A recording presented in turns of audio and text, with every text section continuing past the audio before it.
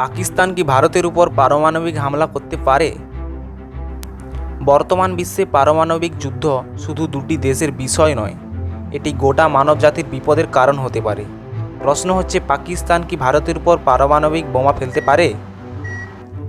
সচরাচর নয়, কারণ পারমাণবিক যুদ্ধের মানে হলো দুই দেশের ভয়াবহ ক্ষতি, তাই এটি শেষ উপায় হিসেবেই বিবেচিত হয়।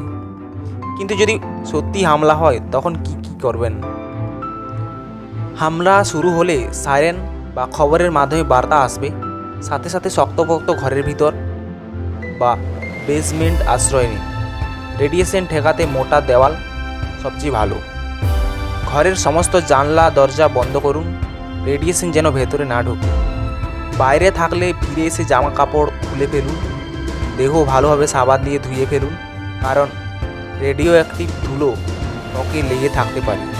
টিভি, রেডিও বা মোবাইল থেকে সরকারি নির্দেশিকা শুনুন, মিথ্যা গুজবে কান দেবেন না। প্যাকেটজাত খাবার আর সিল করা পানি নিরাপদ, বাইরে রাখা পানি রেডিয়েশন যুক্ত হতে পারে। ভারত চায় শান্তি, তবে দেশের সুরক্ষায় সবসময় প্রস্তুত। আপনিও সচেতন থাকুন, ভয় নয়, প্রস্তুতি নিন।